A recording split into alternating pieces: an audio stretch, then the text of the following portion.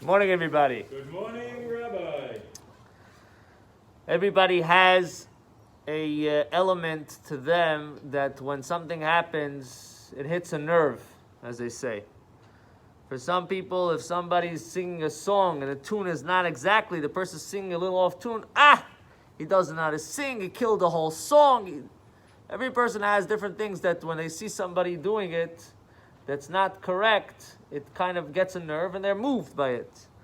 So the question is asked, what makes a person get moved by his soul? These are all physical things. This bothers me, that bothers me. All right, everybody has their place of where things bother them, where things don't bother them. Well, where is it that a person gets moved by the soul? So to explain, the way to move your soul, or to be moved by the soul, is when a person has Mesiras Nefesh, self-sacrifice. When you give up something, there's an awakening, there's an inside, there's a voice that doesn't allow you, says, you know what, this I can't do. I can't. Why? I don't know, I can't. That doesn't work for me. So when someone sees that has Mesiras Nefesh, that's the way he expresses it. And sometimes having Mesiras Nefesh is a way to awaken it by somebody else. Quick story. There was a Yid in Crown Heights, he already passed away. His name was Rabbi Yitzchak Nemes. He was a very dedicated Jew.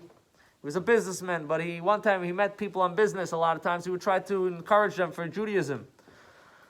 So he met a Jew and he tells him, are you eating kosher? The guy says, no. He says, why not? He says, because my wife, I can't. She's interested in cooking kosher and, I eat in my house. That's what it is. I would love to, but I can't. Okay.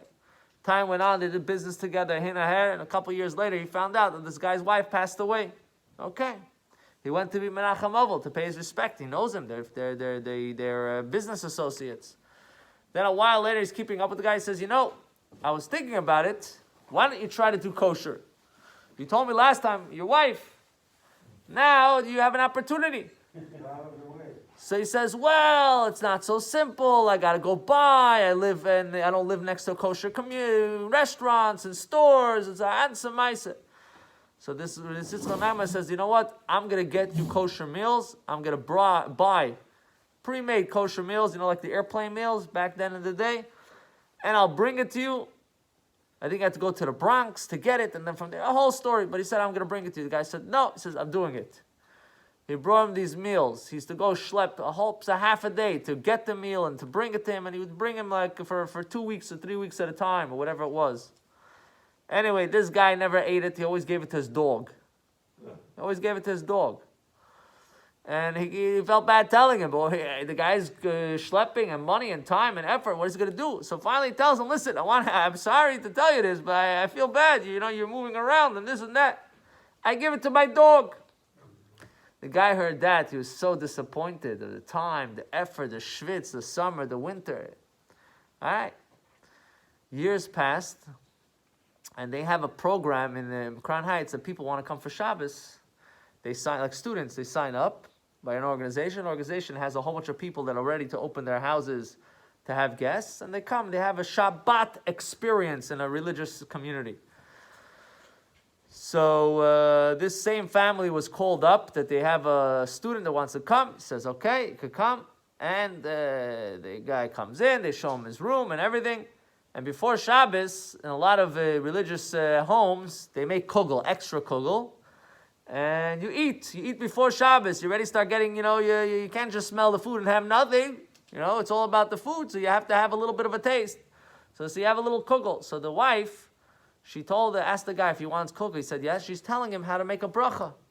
He gets all agitated, and he's like, what?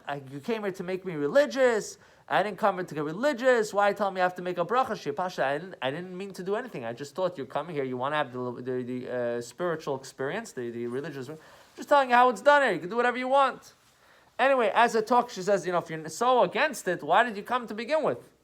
So he says, because I had a grandfather that he told me that there was a religious Hasidic man from this community that came and brought him food and he never ate it, and he brought it to the dog, gave it to the dog. But I was so inspired of the story, I said, I want to come and see these Hasidic people. So she started to laugh. She said, that's my husband. That story with the guy, your grandfather, is with my husband. So you can imagine the Shabbos was totally different after that. But you can see the Mesiras Nefesh, the self-sacrifice that if somebody has, sometimes you don't even see where it comes, but it can inspire somebody else in a total different way. So Mesiras Nefesh, the dedication to something is something that's involved for us, for somebody else. This week's parsha is Chukas. It talks about dealing with mitzvahs, that even if we don't understand it, we have to try to fulfill it, and we connect to Hashem. When we all be connected and be blessed and have all the good things we need. B'karav Mamish. Amen. Amen.